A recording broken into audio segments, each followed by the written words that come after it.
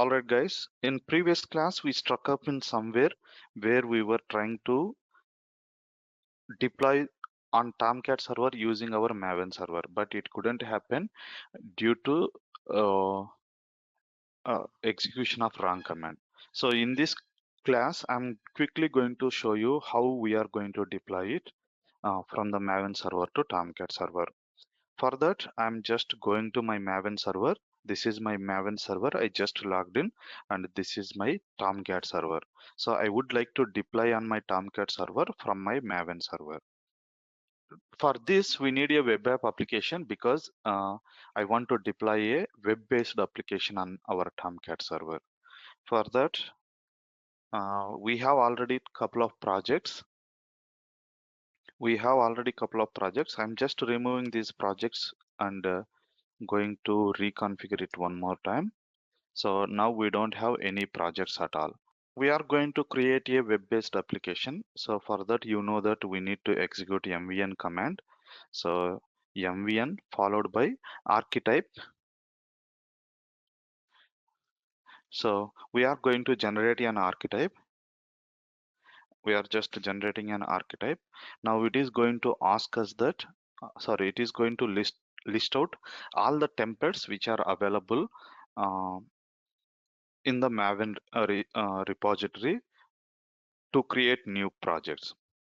So if you do remember, we were searching for the web app application. So in previous class, we have executed 1599, and it may change depends upon the whenever they are going to add new templates. That's why yesterday or in previous class it was showing around 500 something. Now it has been changed. So better to we are going to search for. I'm just canceling it. We are going to search for the our Tomcat archetype. So grep. I'm just pulling the name of the our archetype. So web app archetype Maven. It takes into the this is the one Maven archetype web app. That is the one we are trying to install. We just grab it from here. You can see here this one. While executing our command directly, we can specify -d option with this. It will just create it. So now we are just grepping it.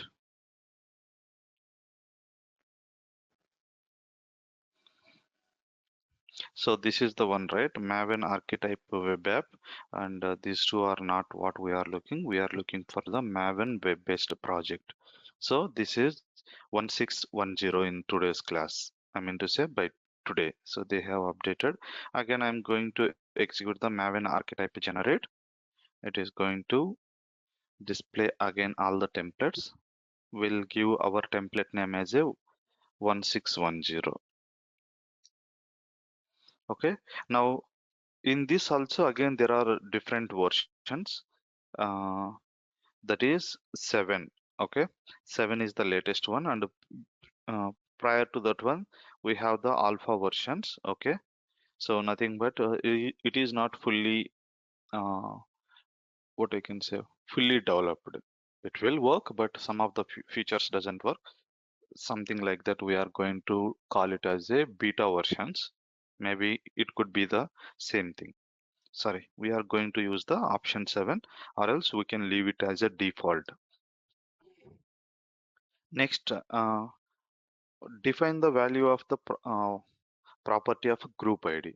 So group ID we should specify. Group ID usually the company name followed by the project name.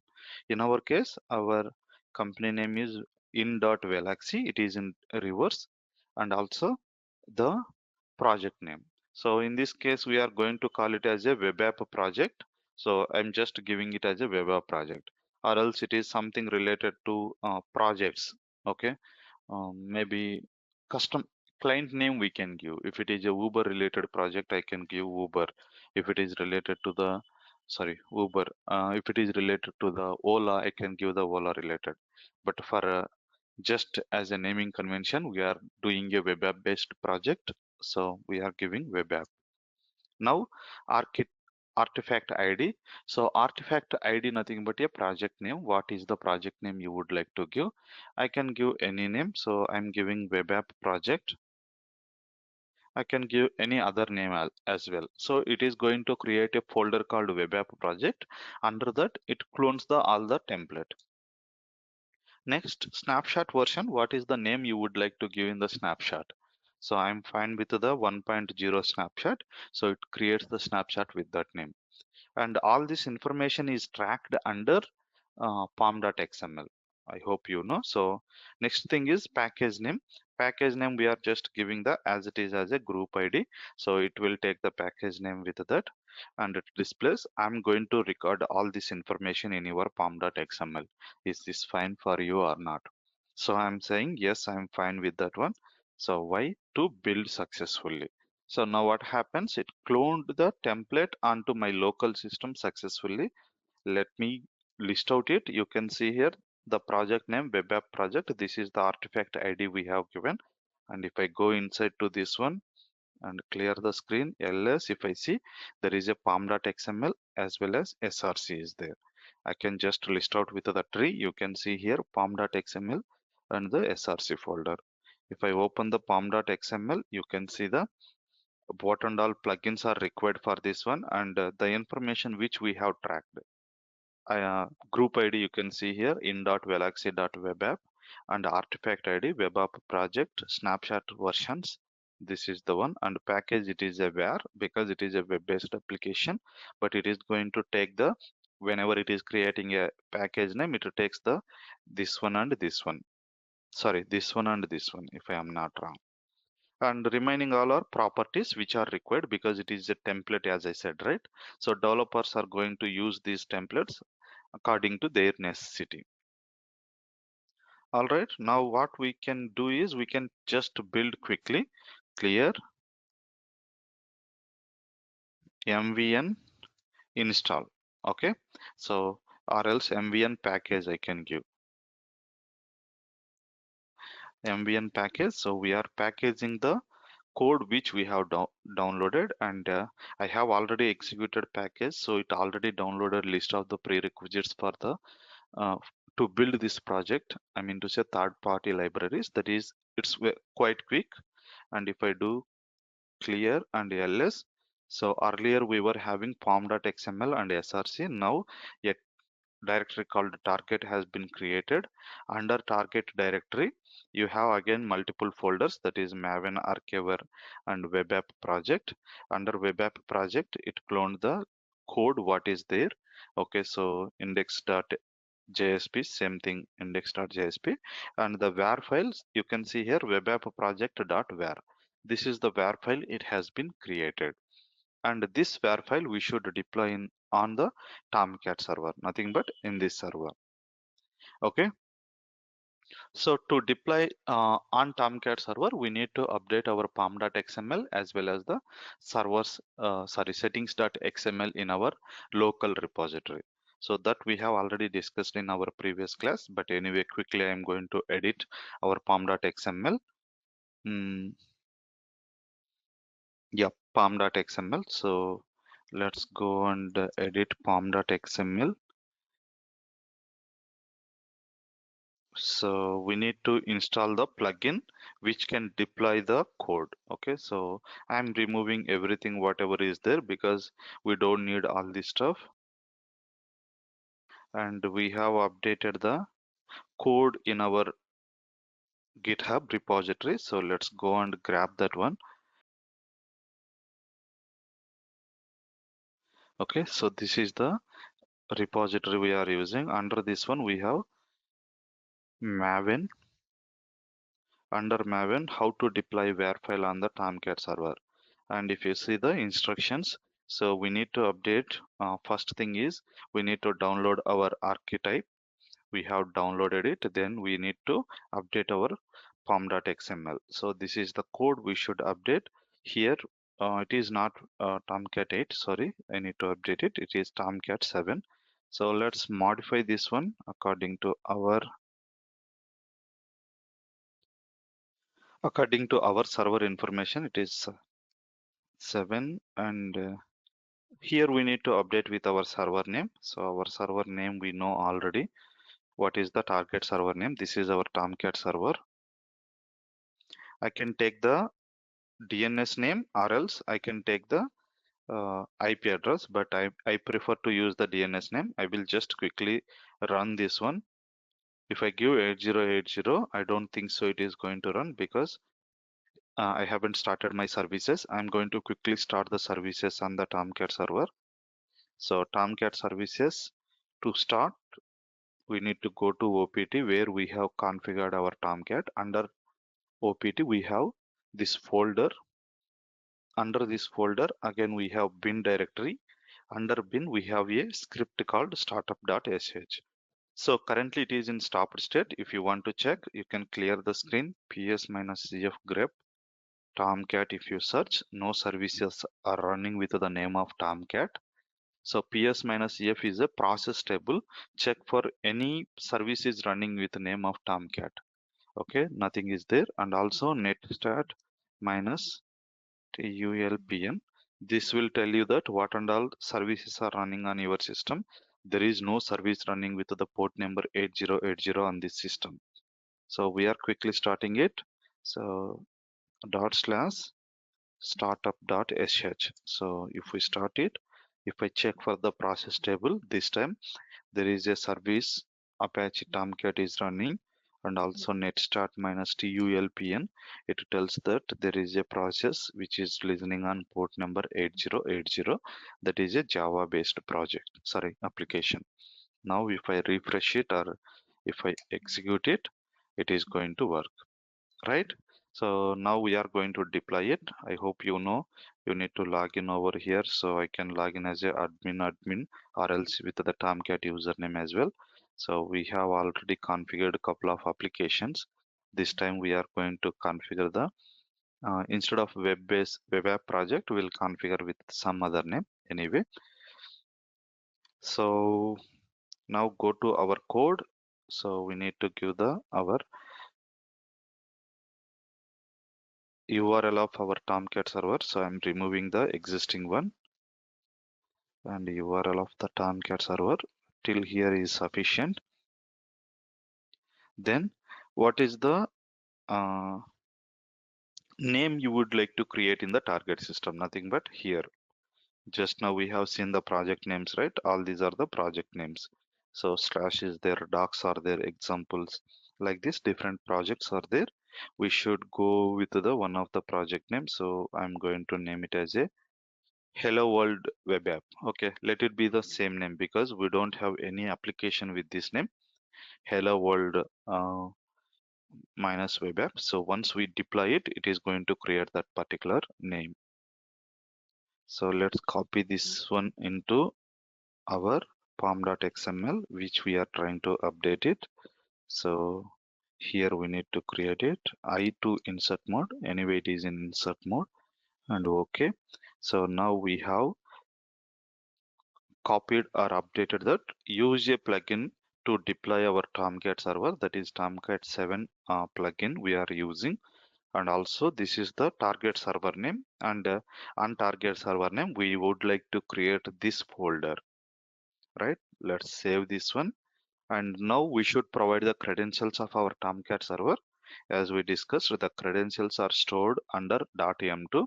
So let's go to our home directory, nothing but tilde, nothing but it takes us to into our home directory, and pwd root user, we have logged in as a root user, and root user home directory is /root. Under this we have uh, a directory called .m2. Go inside to .m2 and va settings.xml. By default this file doesn't exist, but we have already created in previous class, so it is there, and this is the code we need to update it. So we are using the deployer user and the deployer as a password. Now we have saved it anyway, nothing to change over here because same users we are using. And again go back to our previous directory. So our previous directory is /opt. I don't think so /opt. In the current working directory itself, I have cloned the web app project. Go inside to web app project. Now we are going to deploy it. So to deploy, we need to execute a command called, let me see if any other steps did I missed. So next thing, update our servers.xml, and this is the command to deploy. So far we were installing package or install commands. Now we are using the deploy. So while using deploy, use this plugin. So plugin colon goal. That is how we can give if we need the explicit plugin names. So we are trying to do this one. So Maven Tomcat 7 and deploy. We should do it from our project. So now it is going to deploy the Tomcat. Our application in the target system with the name of which name it is going to deploy. Hello World Web App. Okay, with this name there is no project yet created. Now if I go to our web application, and so far we don't have Hello World Web App. If I refresh it, you can see there is a new application has been created, that is Hello World Web App. Now if I click over here, it takes into our web page, and currently this file have only Hello World. From where it is retrieving this information? If I go to again my Tomcat server, clear the screen, and tree if I give. So here we have web app project, right? So from in this one, it is going to capture, I mean to say, compile this entire code, and it use the index.html, where this particular file is available in current location, dot nothing but in current location. There is a directory called src. Under src, we have main directory. Under main directory, we have web app. Under web app, we have this particular folder. Let's go into that directory. So ls, we have src. Go inside to src. We have main. Under main, we have web app. Under web app, we have index.jsp. Now if I edit again this one, so quickly we are going to edit this one.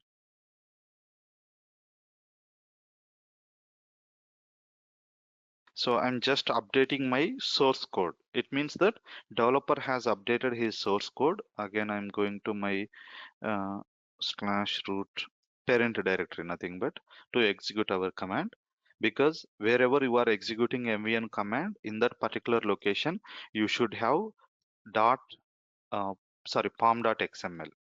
Without that name, you cannot execute your command.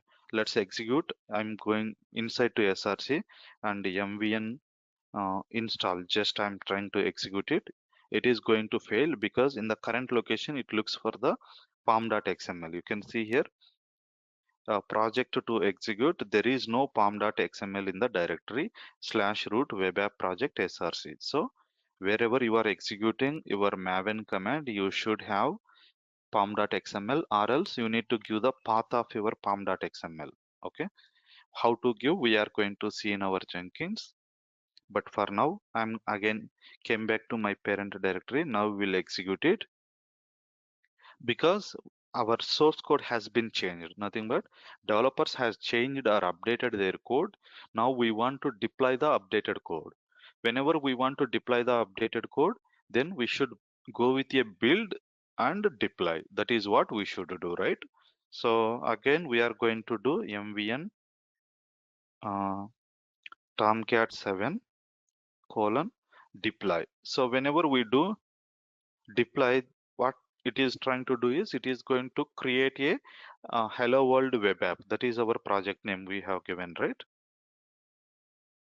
So hello world web app, the project name we have given. So it tried to create this particular directory structure, but it is already exist, so it fails. So subsequent times, if your project is already deployed, if you want to deploy it again, then we should use a command called tomcat 7 redeploy. But we'll try with the deploy and we'll see what happens. So now what happens, it is trying to build the new code, and it tried to deploy the new code on the target system. Oh, great. So deploy also worked, but we'll go and see. I'm just trying to refresh it. You can see here new code is not copied. Why? Because the web app directory is already, sorry, this directory is already exist. I'm sorry, in that whatever var file is there, if it finds var file, it is not going to redeploy it. It is not going to redeploy it. That is the reason you could still see the old code. New build happened, but the file is not copied onto the target system successfully because of the deploy command. That's the reason we should execute redeploy command. So whenever we execute redeploy, it is going to remove the target web app directory, sorry, uh, target var file and update the new var file. And now if I go and refresh it, you can see the new code, that is welcome to DevOps. So this is how we can update our code and deploy it on our target server. Is it clear? Any questions?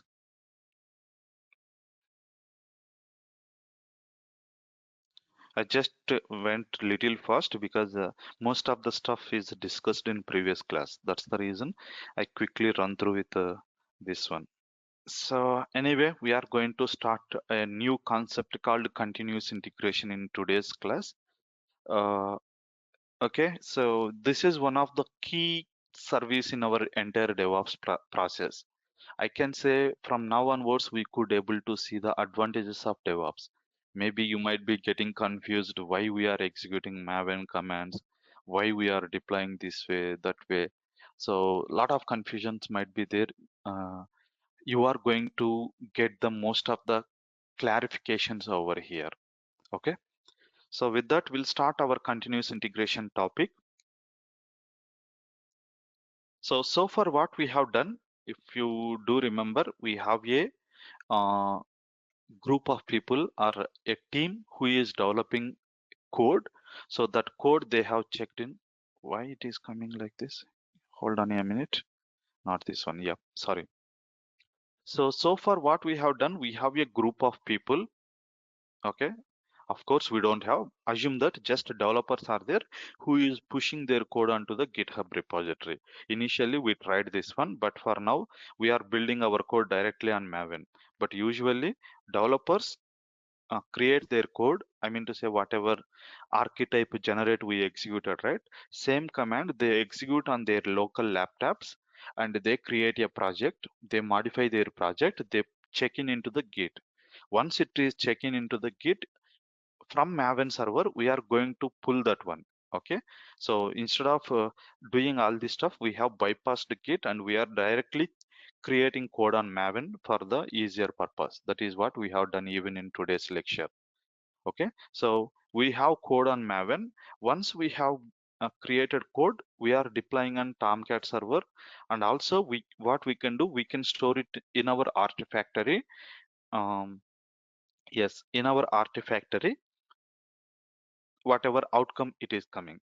But this is not right way of managing our DevOps flow. What happens whenever developer is pushing new code? Today also we have changed index.jsp. Whenever we change new code, again we need to execute a Maven command to redeploy. It is not easy process to every day we log into Maven server and execute the multiple deployments, because people may push their code frequently and we cannot able to deploy quite frequently on the Tomcat server without any automation. So the process should be something like this we are expecting. So developers push their code and Maven could able to build it, and the artifactory we are going to do the versioning, and these versions get deployed into the Tomcat. We should not deploy directly from the Maven onto the Tomcat system. We should Maven can able to only push the artifactories into the artifact repository. From artifact repository only we need to pull and deploy it on the our application server. It may be a Tomcat, JBus, WebLogic or WebSphere, any kind of application server we should deploy it. So this is the expectation. So this is what we are expecting or we want to do. So that and also all this process could be automated. So who can do all these activities? Nothing but whenever code is there, we need to tell to Maven to build that one. I don't want to go and execute Maven build or Maven package. So somebody has to tell to Maven that to do this one, and Maven should automatically do that one.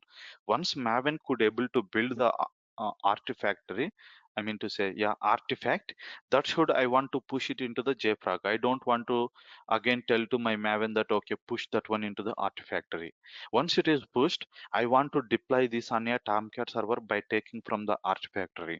So I don't want to handle Maven to deploy on that one. Why? Because Maven is meant for build the artifact, not to for the deployment. So somebody we need to organize all this stuff. So who can do that one? That is where the continuous integration comes into the picture. Why we need continuous integration? Because the builds happen quite frequently. Sorry, the code check-ins are happen quite frequently by the developers. Maybe they check in code every day 2 3 times, or every day once, or once in two days. Like that, they are going to check in their code. Whenever they check in code, we need to initiate a build. Whenever we need they check in the code, we need to initiate a build. So we need to whenever build is initiated, it should go through with a lot of process, like running the test cases, generate artifacts, and pushing those artifacts into the artifactory. All this stuff has to happen quite frequently and continuously. It is not one day task. So if it is should happen as a continuation process, we can still do with the Maven, but there is a lot of um, manual work is necessary, or else we need to write a lot of scripts. Okay, if somebody knows the cron job, we can set up a cron job to do this some activities by writing some scripts. But we don't want to make it as a complicated. Okay, so that is where we are going to use the continuous integration. So continuous integration can able to handle it in smoother way, nothing but it won't be much difficult, and quite efficient way as well. Quite efficient way, nothing but whenever the new code comes, it can able to initiate your Maven server to do uh, build.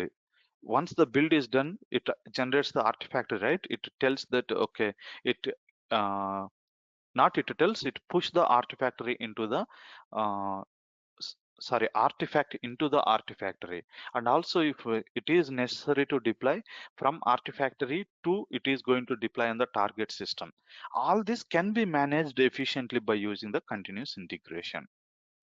Now, what are the continuous integration services are available in the market? So a lot of people might heard about the Jenkins. Okay, this is the one of the more widely used continuous integration tool in the market at this moment. Okay, so then Bamboo is there, Circle CA, TeamCity, GitLab's also there. So like this, we have various tools in this particular continuous integration.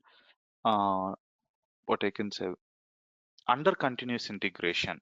So among this, we can use any of the continuous integration tool to achieve this particular task. Okay, it doesn't mean that only Jenkins. We can use any of the continuous integration tool for this purpose. Now, people are tempted to use more Jenkins because there are a lot of advantages using the Jenkins. So before talking about the Jenkins, we are going to talk about what is continuous integration. We just discussed about it. We just discussed, but we'll talk about continuous integration. Then what is Jenkins and why Jenkins, and install Jenkins. I hope till here we can able to complete today's class. Then we are going to see create a job, what is plugin, integration, additional plugins, understanding workspace. Okay, all this stuff we are going to do in upcoming classes. Till what level we can able to complete in today's class, we'll go with that one. So this is what we are going to discuss in today's class. First, we'll discuss about the continuous integration. Continuous integration, nothing but, let me open my, okay, so let's take an simple example that you received a project to develop for your client. Assume that it is going to take 1 year. Okay, you have received one project, and to develop and to give it to your customer, you have given a timelines for 1 year. But before coming to the you get a project, there are a different phases it going to run. First, you are going to discuss with your client, and you you take the project requirements. Project requirements we are going to gather from the client. Okay, so what he is expecting out of this project, what he want to achieve it. So that we are going to gather it from the client. Okay, client requirements, sorry. Okay, client requirements. Then once we have received the requirements from the client, we are going to next phase called project design. So project design. So what we do is we will gather the project, sorry, client requirements. Then we are going to do the project design. Whenever we do the project design, we will come up with the lot of inputs that in which language we are going to develop this code, and what is the timelines, and when we are going to deliver it, what is the initial features you are going to get, and when the fully loaded application get delivered. So that is how we are going to tell to the customers. We cannot give the or deliver the all the features at a go. Assume that, let's take an example that a e-commerce website we are developing for our client. Whenever he comes to the e-commerce website, usually in previous days before coming into the DevOps, we were doing, we need to deliver the fully loaded application to the client. It is like, okay, I will give all this stuff by so and so date. It is not like that. Okay, feature by feature we are going to do. Why? Because you need to integrate all your code once it is completely developed, then only we can deliver it. Okay, so we have assumed that project design is done, and we think that it requires a 30 developers. Okay, 30 developers to design this code, and client is agreed, and the billing is fine, and timelines we have given it as a 1 year to deliver this project. Now what happens, we are going to, our the project architect is going to design, or sorry, split into the different modules. We cannot run it as a single one, right? So they define, or they split it into the different modules, like that. First 5 developers work on login page. Okay, login page, nothing but whenever you hit the application, sorry, website, it will ask for the login page where you need to fill your information, and it should get stored in the database, and everything should happen in the login page. Next, 5 developers, assume that they are working on the what I can say, billing, nothing but assume that customer has purchased the product, and once he purchased the project, how the billing process should happen, how to take his credentials, sorry, how to authenticate the payment method, whether payment is done or not, all this stuff it is going to happen, is handled by other team. Next, 10 developers are working on shopping cart, nothing but whenever we search for something, what and all information it should display, where what and all inventory it should show, all this information depends upon the keywords, what product should I need to define, all this stuff. Okay, next is shipping. Once he ordered the product, then what we need to do is we need to ship it into his address. So where the project is there, sorry, product is there, once the product is delivered, when it is delivered, after delivering, uh, when is the return policy is over, all this stuff has been developed by some other team. Like that, we have divided the 4 modules, and we have given it to the developers to develop it. Now before DevOps, nothing but assume that currently we don't have DevOps methodology, then what do? They are going to uh, develop their entire code as a team, and they are may or may not integrate their own code frequently, because the developers keep on developing their code. Once the code is completed, a particular developer, then he is going to speak with the other team, and he says that, okay, my code is completed and I am waiting for your code. In this case, what happens, whoever completes their code first, they are sitting idle, or may not help the other, because in between, if you go and help the other team, it may not work. So you need to wait until the other product are completed or other modules are completed. Once other modules also get completed, you will try to integrate all this code at once. All this code at once, then you can see or find out the lot of bugs, because while integrating you will feel that one team goal may not reach to the another team goal. So this team says that, okay, I was expecting so and so from your code, but that code is not delivering the inputs what I am expecting.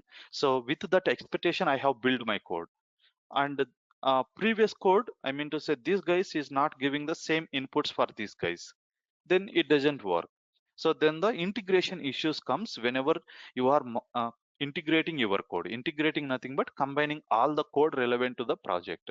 So it may happen the person to person or team to team, this integration process issues. So to overcome this integration process issues, how it will be every day if we are integrating our code. That is what developers thought, or management thought, that okay, why can't I integrate the code which is developed by our developers every day, so that we can see the progress. At the same time, in this case, before to DevOps, client doesn't have any clue that till which level my project is completed. Why? Because he cannot see any development until everybody developed their piece of code and integrate everything.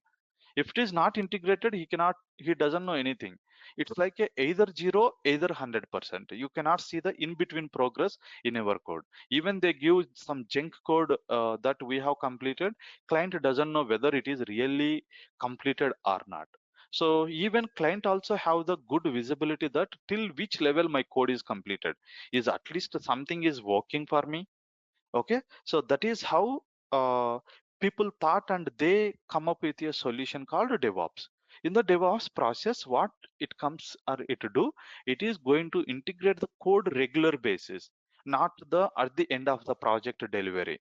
Okay, so it will integrate their code quite frequently, maybe every day or multiple times in a day. They are going to integrate their code.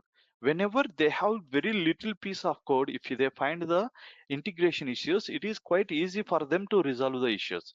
Because I have written some code today and some error is there in today's code, it is quite easy for me to remember what I have developed today and what could be the problem.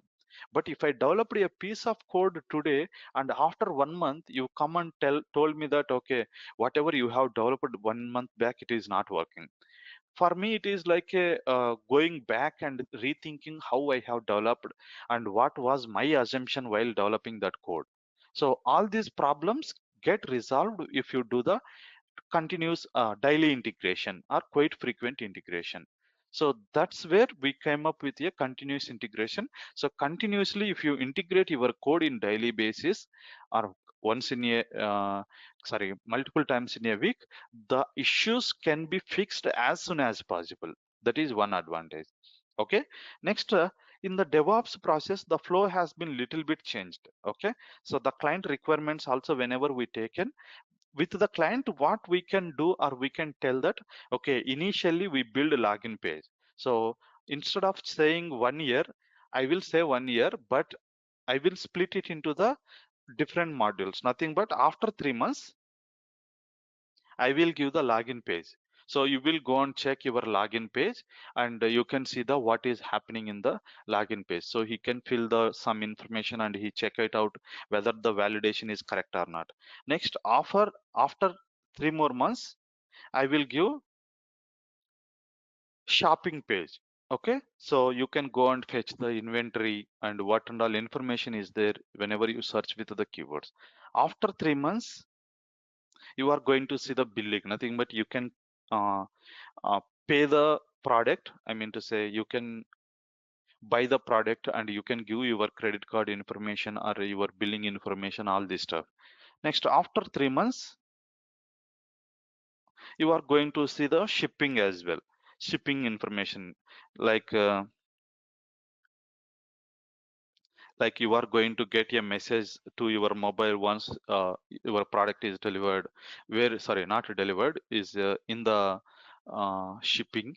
and you will whenever you receive, you are going to update in your databases. All this stuff is going to happen after 3 months. So by splitting like this, client will have the very good visibility what happening on his project, because every day he can see the development. And after 3 months, what my client is saying, my developer is saying that he is going to show me a login page. After 6 months, he is going to show me a one more tab called shopping.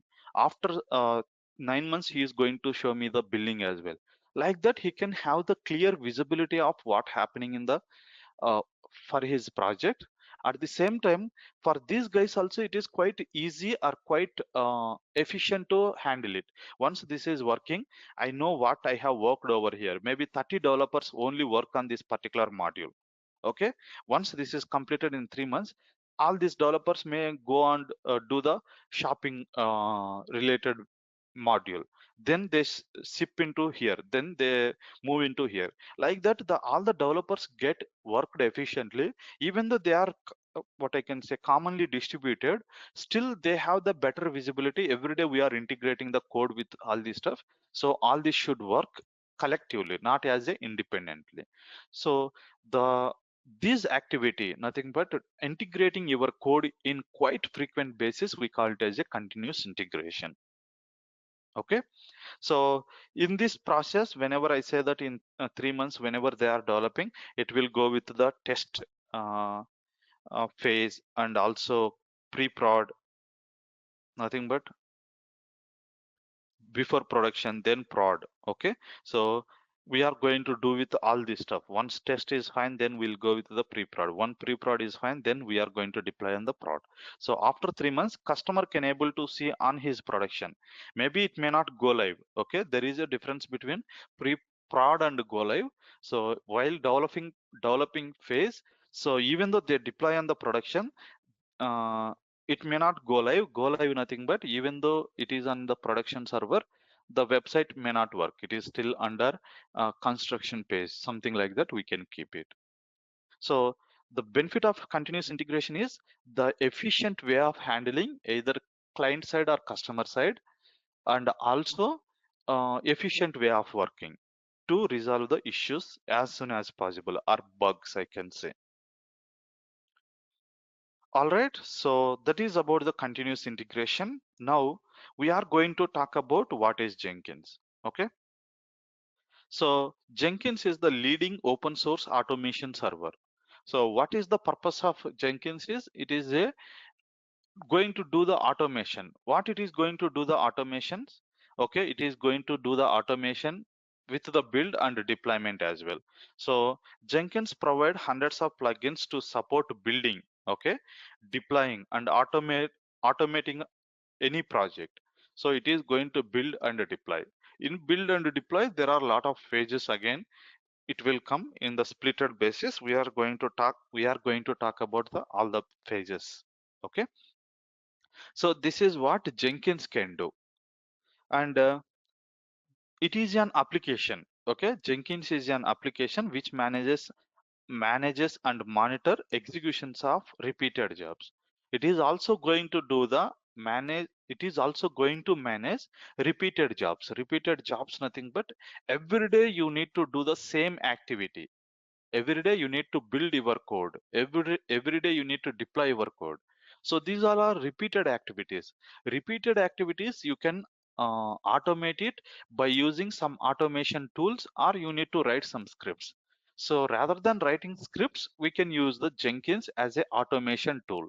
It makes your work more easy if you are doing repeated tasks. Now, why people are using Jenkins? Okay, because Jenkins can able to, what I can say, do deploy, operate, and monitor. And also, once the plan is done, developers are going to develop the code. From here, it is going to take it. It can able to take the code and it builds it and test it, then deploy it, operate and monitor. All this stuff it is going to do. And again, if there is some problem while it is monitoring nothing but in whenever it is running on production, we are going to see how it is working. That we call it as a monitoring. So once monitoring have some issues, then again it is going with the plan nothing but developing your code. Okay, so this activity can be efficiently managed by your Jenkins.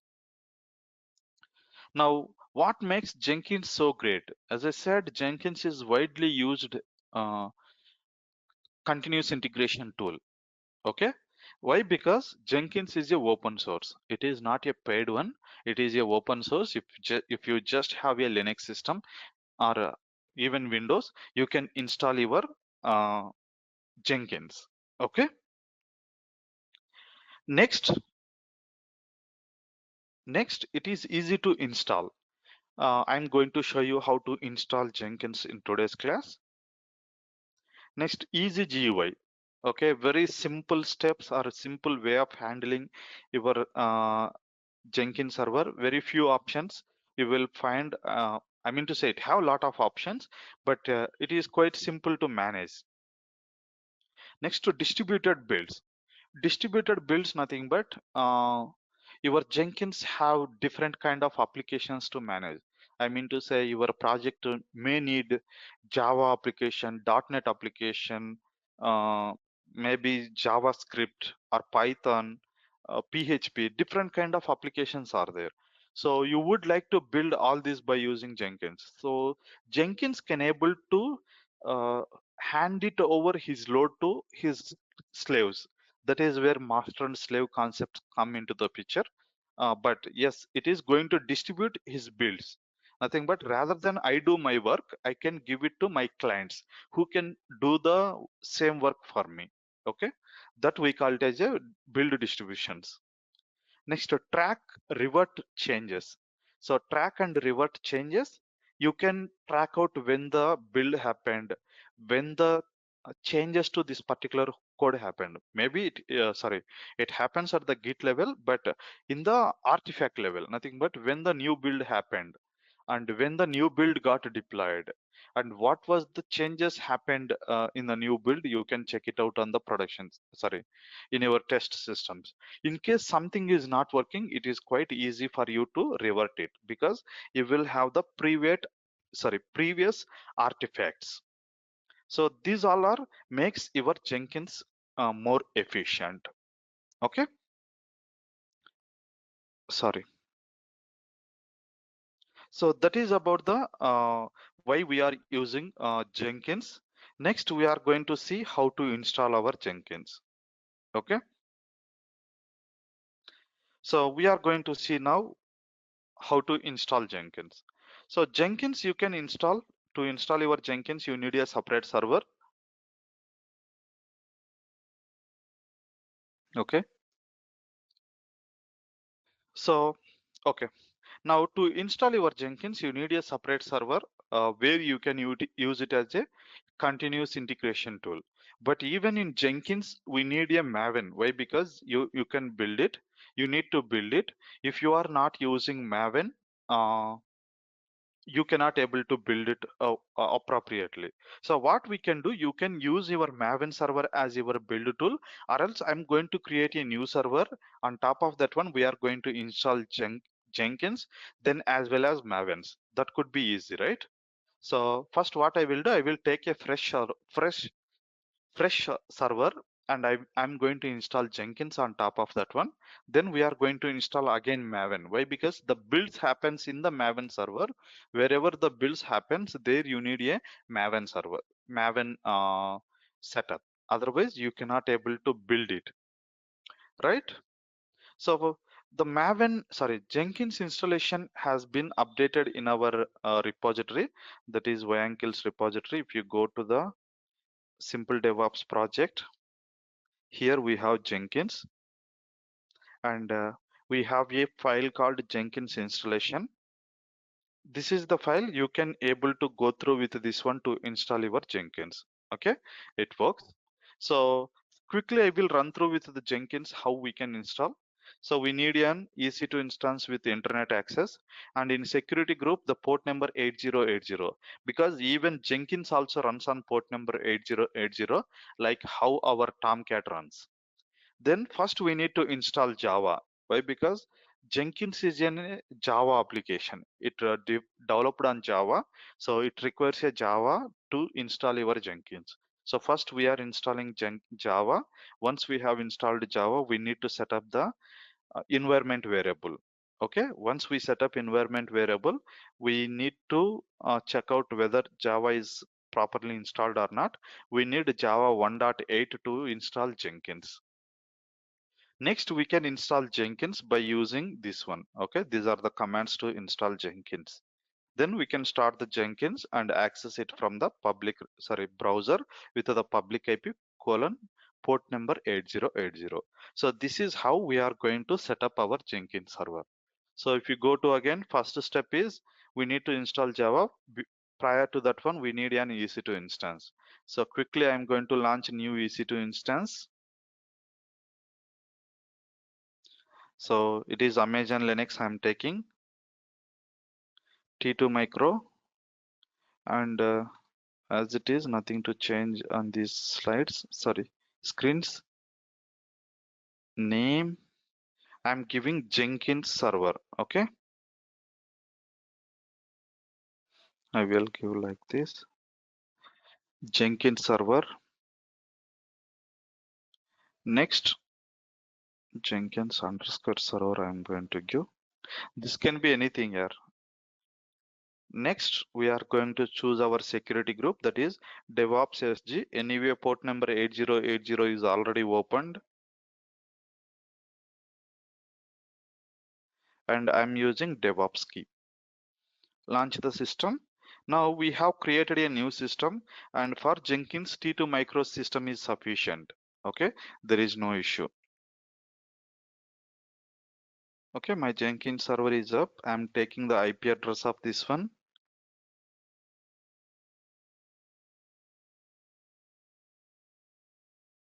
And EC2 minus user. That's it. So we have logged into new system which we just created. I'm closing all the tabs.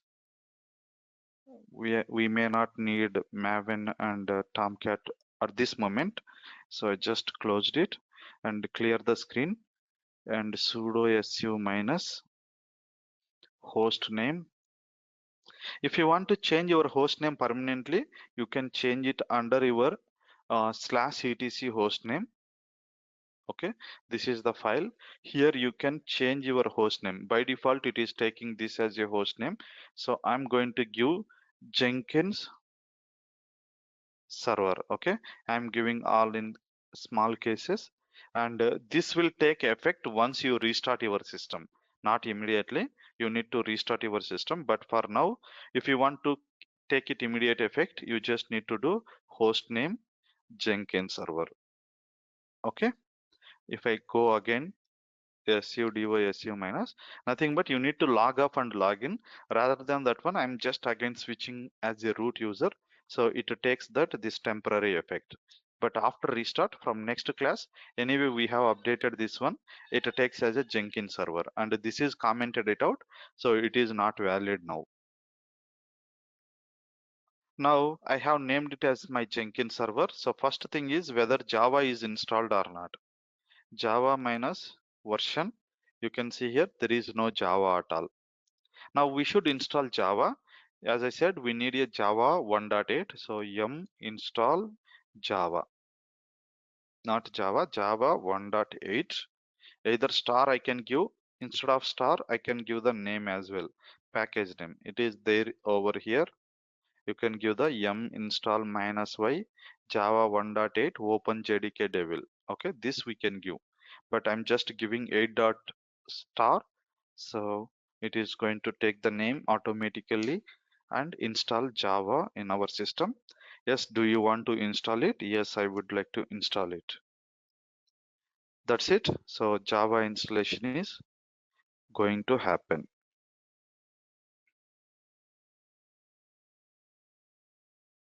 If you see, even for our Maven server or Artifactory or Tomcat, for everything Java installation is necessary, right? So if frequently, if you want to install Java in AWS, we have one concept called user data. Okay, in AWS we have a concept called user data, that is AWS concept, where you can tell to your system what and all softwares it should install while it is coming up. So what you can do rather than that one, maybe you can experiment it. So choose this one same way. Now here you have a option called user data.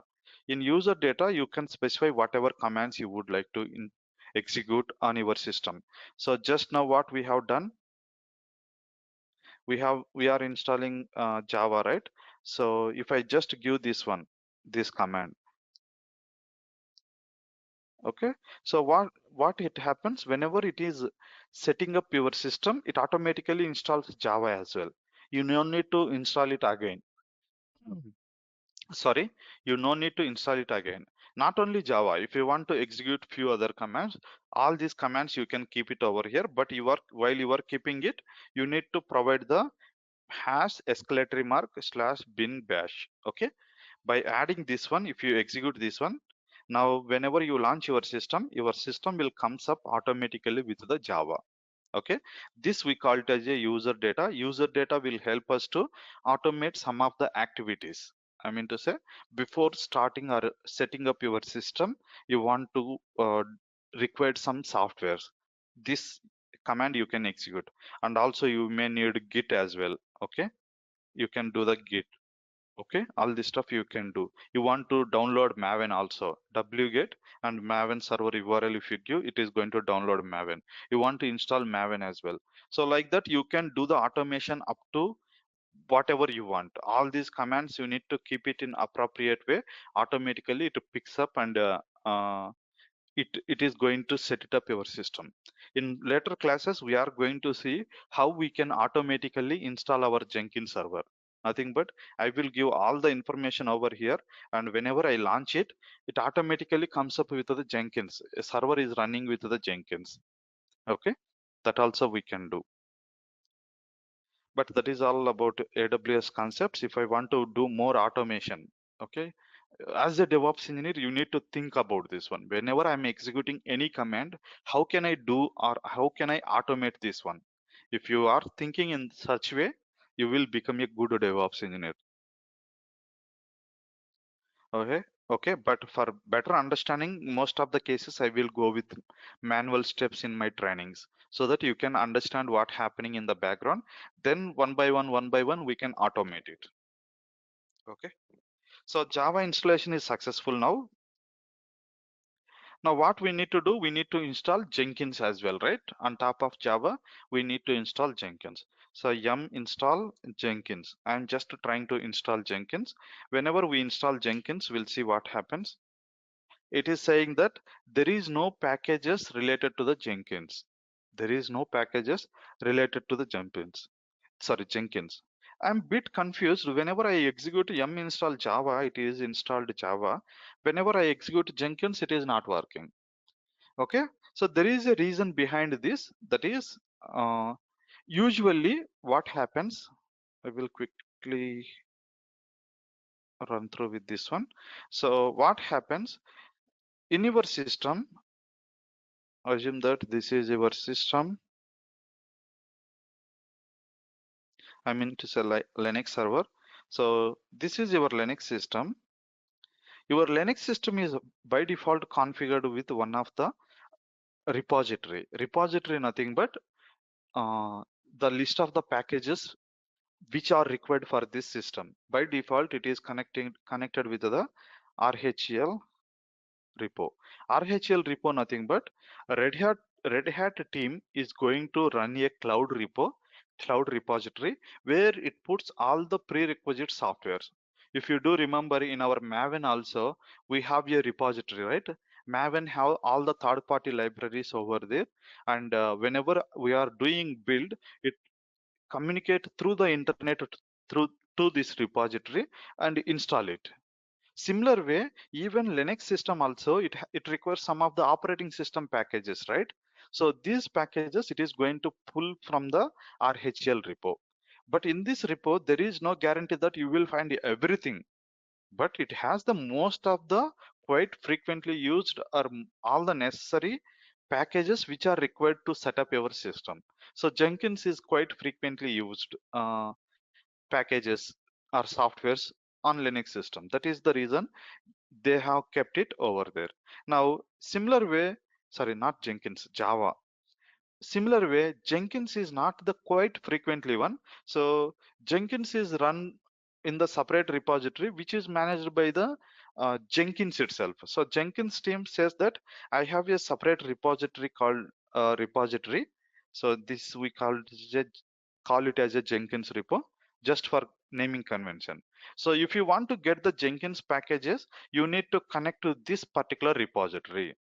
Okay, I don't kept it where everywhere. You just connect to this particular repository, so that I am going to give, or you are going to get this particular Jenkins packages. So to now we need to configure this repository in our system.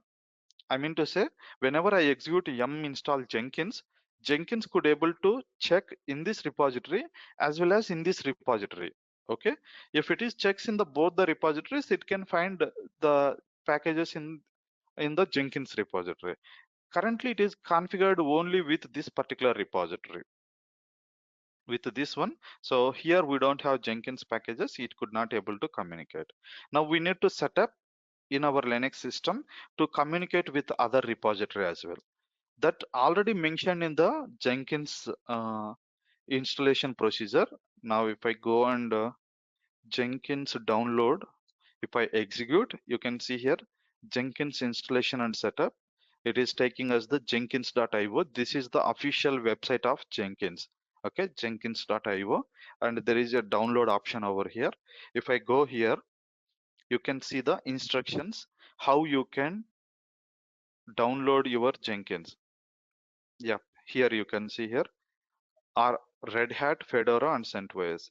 This is to download Jenkins 2.222.3. This is the latest version. Not this is the one. Yeah, not this is the latest version. This is the latest version. Okay. Always this is the latest version, and long-term support nothing but this is the stable version. Stable version nothing but the testing has done and everything looks good on this particular version. Those we call it as a stable version. Weekly version nothing but every week they are going to update some fixes, and they are going to release the weekly versions. Either we can go with this one or this one, but always better to use this one because this is not fully tested one.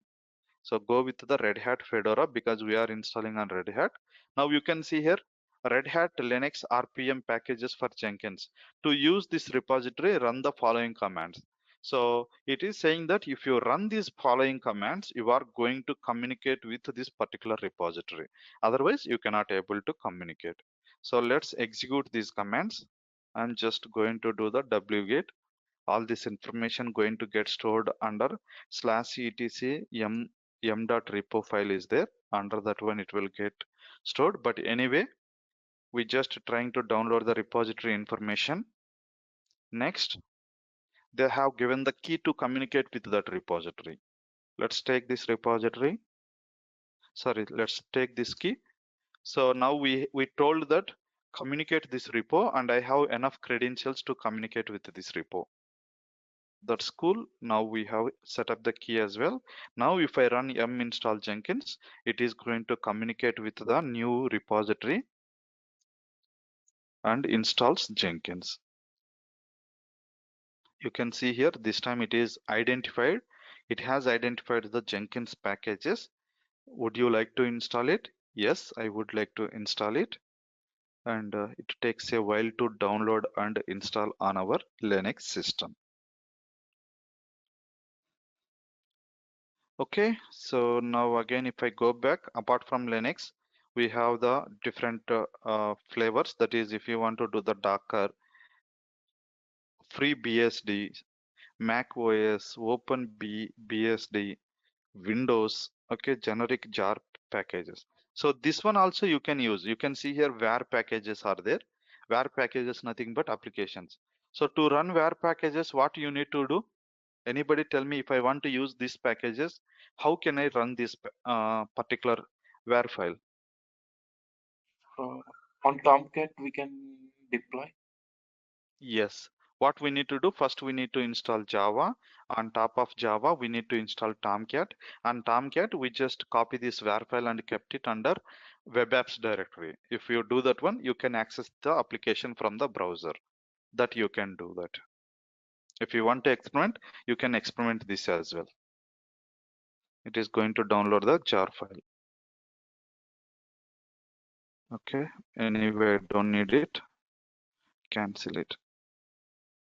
You just need to take the copy link packages. Sorry, copy link address, and you need to go to your Tomcat server, and if you deploy over there, that's it. Your Jenkins will be up and running.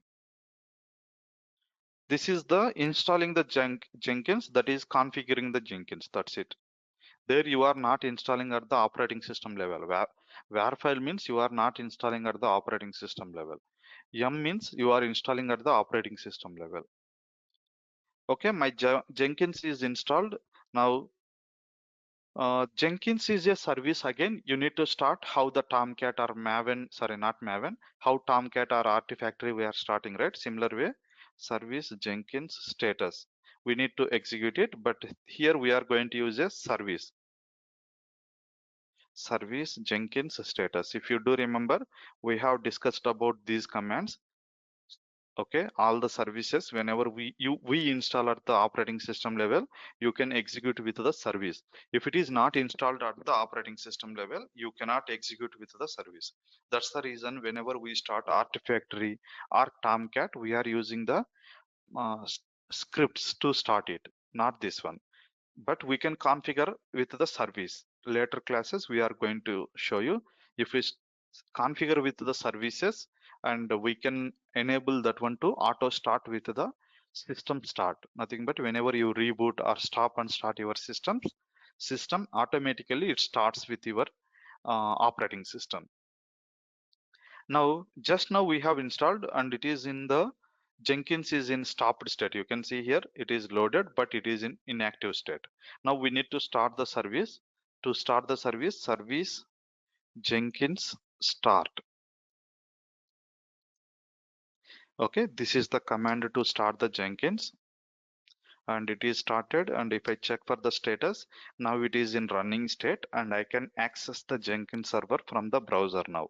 And netstat -tulpn, it is also runs on port number 8080, and 8080 is already opened, right? You can see here it is also running on Java, and 8080 is already opened in our security group level. Now I can access this from the browser.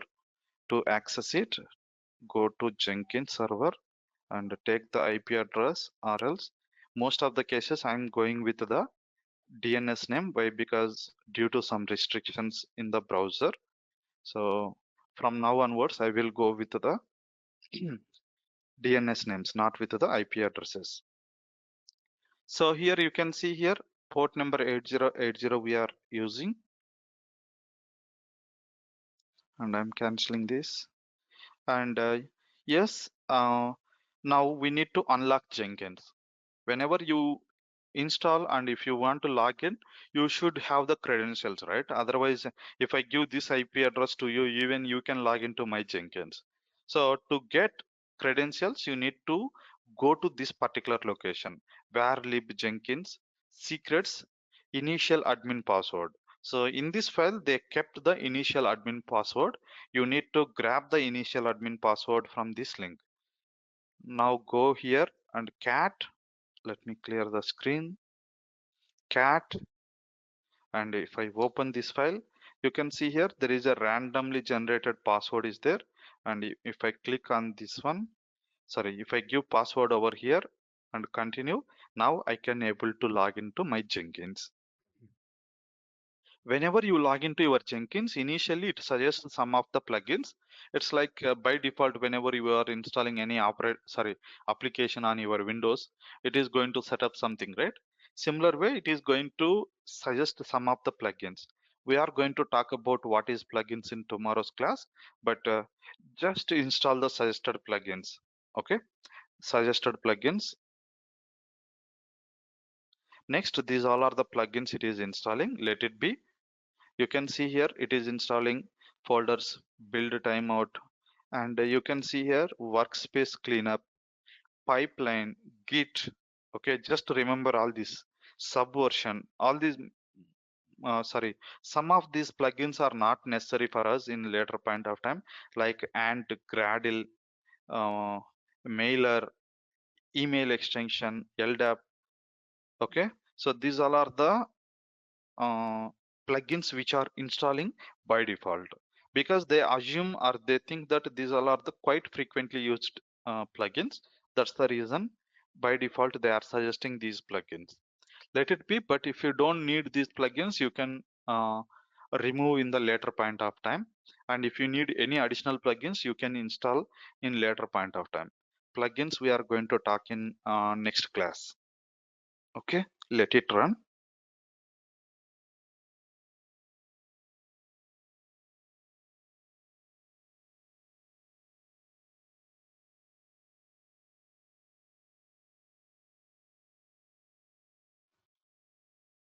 Still it is happening. Okay, now we need to set up a user, because we may not to use the admin credentials all the time, and also it is not a best practice to use the admin credentials. That's the reason we need to create a new user for our Jenkins. So I'm creating a user called Jenkins. Okay, and also password also I'm giving Jenkins at 123. There is no caps in the Jenkins, just Jenkins at 123. And full name Jenkins user, and email ID Jenkins at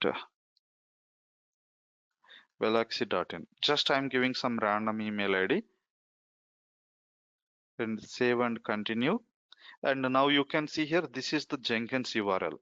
And if you do remember, we are using the public IP address. So this IP address keep on changing. You cannot use the same Jenkins URL. So I'm just ignoring this step. Okay, because if I keep the same URL, this IP address may get changed. That is the reason I don't want to do. I will use the whatever IP address it is going to generate during the startup of my system. At that IP address I'm going to use it. Now my Jenkins is ready, and start using Jenkins. Okay, so this is our Jenkins console, and we successfully installed Jenkins. And this is the Jenkins user we just logged in, and this is to log off. And there are some other options we have over here, which we are going to discuss in next class. Okay, any questions over here? Okay, I so if want you to download this Dodger files on our Tomcat. mm, So we need to deploy the link on that for link, downloading the. no, just you need to go here, take this one, copy link address, and we have already logged into our Tomcat server, right? Cat server. Okay, so you just need to go to /opt Apache Tomcat and web apps as a root. Sorry, /opt Apache web app, and here you just need to wget, and you need to download it. That's it. And if I take the Tomcat server IP address from the browser and go to manage, or else directly I can specify Jenkins over here, but you can see here there is a Jenkins is there, and if I click over here it takes us to the Jenkins. This is on another system, I mean to say in my Tomcat server. This is another way to set up your Jenkins. All right, so if you don't have any questions, we are going to wind up for today over here, and see you again tomorrow. Okay, bye guys.